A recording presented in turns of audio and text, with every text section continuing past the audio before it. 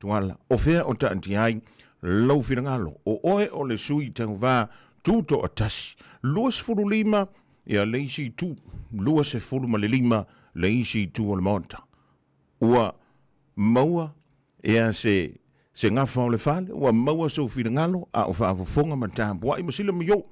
le pa ia ma le malo Samoa le ngantini New Zealand ai whapea fo ila lang ia tuala ia malo whaftai se manu me fo o manino le au fola fo le ne fiafi le finangalo fo le tatou le tio tu sai fo i mal whaapsili le termination manu ia peo na sila fia fo i le tatou tunu ia lea fatu a maua le unga le ia manina fo i le i anga i tele le tu malo nei i tu langa hoi whaapati na nga i lava i lo tu malo pe i lava ia nga i le sui ele i tu lai mai se tu langa fo i le o ni pati ia le terminei ele ai so langona i se tu langa whapea lea lava sa tali fo i mtap pua i le alo faibol tatu atunu ko fea i ai latu le lana filifilinga le afia finei ia pe ta i leo tu lai mai ia pe o i se whaafolinga wa taitutusa le tatu paloka ne fiafi ia mo whaafsili se manu ia o te whaamaruru atu i la autou le tio whaasalau ia me se po il whaafonga le tatu atunu ele o iai se langona i se tulanga taupati po fea foio e anga iai le sui o upu foio o whata oto i le ale tele a me se foi le tu malo nganga i maunga tasi ia o le ale tulanga iai ia e toi foi lava i le tu malo a wale mea lo ta oto a i le tu whaama le whautanga o tali vave atu la e tu sai foi mal whaafsili ne fiafi o longo winga ia ele whaia sa o loto po se mea lo taun whai ai ia e tau lavan toi ave le tu malo o la tau e filifilia po le ale me taun whai ia o tali atu lea mal whaalo lavan ne fiafi Tuala malo whaftai mole te whaono ino le teimi mole Radio Samoa nei vanga le fiafi e le foi se langona e pressure lau o fionga e le tulango iai ai ona ua maua le tala i le iunga o whainga filifilinga le tunu nei fiafi o oele e tu i le va e filifilia le malo so sorry mole toi sota i atu ona e langona e le whaingo fia o le mautu lavalo finangalo te fo ilu tu malo a ke ua vili aku ia tu le e pataya o tuala e ele confirming skapo ke mga o e ke sau e ke sui pale mia le HIPP o le a se langona ia te e ke aru pero ku malo po kong kalia le ofa le HIPP ia o le vili na tu le epa ai te fo vili mai la uli o la utali la ke ala kula ke pale mia ia o la utala ia na utam fai atu ne fia ia o mena o porkiki ai wa ia te tu molo tu malo a ta oto to fa mal fa tanga ile me tonu fai ia o nai la ave ele fa mo mua au te lo vo ele fa to pela wina pe fa te va vele tu langa io tuala o le te mala ia tasi la vole vai ngau te fia fia tu ia o le fiafi pali lea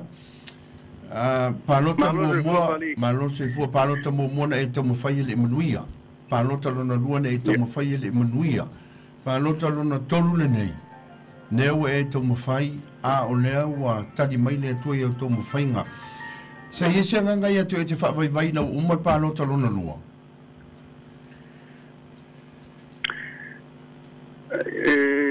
le ai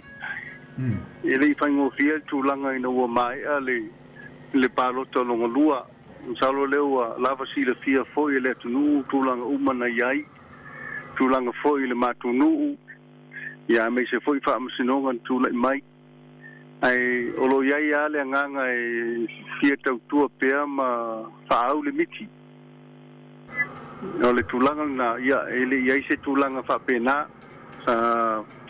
tau fai lava ona e lo tali tununga e sa uma e tongi tato parlemene a wale manuia o tato tunu e se mai foi le mera uli e o leva na fai e tal tono foi o lo wa wai ia tono foi e se foi se swing o le ai Malo. Mano faftai tuala faftai tele lava ia moritali me foi la ofisiri ona o le palota le famsinonga le sa e to mo fai ai. E ali mai na ia lautali le wa tuina mai e foringa mai foi le e poavi tamfinga tanga e ui ai.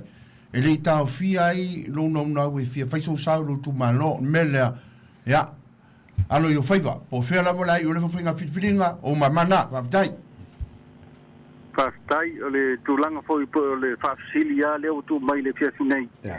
ia ole a liu malie le selangona ole a falongo foi o a ia tu ala le au mai ia ole a le fa televaveina ia ole talia tu le mal fa olo wale fa fonga al tato tunu le fiasi tuala fa mole a ole I mai alta tu so tenga neva ngale fiafia lo mato fatasi male fianga la leaf pulea I semi pulea te loe lava lelo sit fia ne foi tamale ile te no ole tulanga tonu ale wa ile fiafia nei o tulanga na le sa ile fianga ia pulea I lona taimi tono palmene ala ngale fiafia sile ia tuala fa malo ku la fianga ni South Kalai pa io la in sa kuala ile faingo fie ngi kaimi pa wala le bea o ke ngofo mo wa ia ku ile menga kupu foi lo kaimi sa fa con folau le kuala ma dia la ile ma fai sesi vai ange foi lo sinifia ile kumalo mare kumalo a o ia maro ko kongunga ele ma fai foi lo kumalo fa con le fa kongunga le ku ia kia u le me fai male na dia pa wala le nga ko kuala o leo wa maku fa mungianga le kumalo o leo wa maku me mai ake oe o ngisi foi kaimi ka ko ke manga kuai foi e fisili a inga foi e fa do fisasi ai no ka ko ka kongunga mana lama o le ka ko I me ka o pufai o malo ia banguia kuala kom fainga male faftai e lo fuga sauri faftai ia lelei tuala faftai tele mole neva ngale fiafi ia lelei ola matu talum tapo yatu ai alo ia faivo telo ele faingo fiela filfilinga ala tatu to so ta stemio mul mai ia motu foi la filfilinga pe ona yai ai faftai tele mole fiafi ia faftai te vai ia manuia ia malolonga foi ne fiasi o tato tunu faftai la Soifuia. Are your finances overwhelming you and don't know how to get out? Are you drowning in a sea of debt, isolated, and don't know what to do? Are you feeling alone and don't know where to go? Call me Api at Finance Assist. I will help you confidently take control of your finances today. Call me on 022 08 44 533. Yesterday is gone and tomorrow is here because at Finance Assist we provide real financial solutions to secure a brighter future for you and your family. Finance Assist, o lua lua, o valu fa fa lima tolu tolu.